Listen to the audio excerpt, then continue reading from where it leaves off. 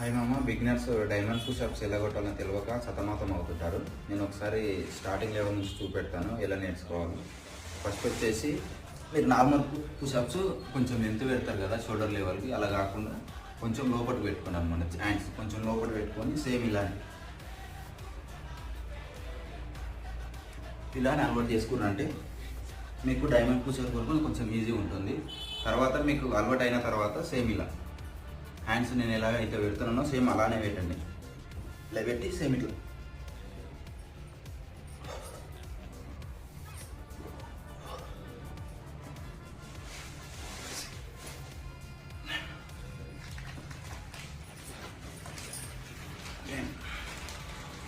Same ఇలా మీరు practice చేసారనుకో మీకు అలవాటు అవుతుంది. డైరెక్ట్ మీరు డైమండ్ పుషప్స్ కొట్టిరనుకో మీకు హ్యాంకిల్లో కొంచెం పెయిన్ వస్తుంది అన్నమాట. అలా కాకుండా స్టెప్ బై వర్కౌట్ అయిపోయిన తర్వాత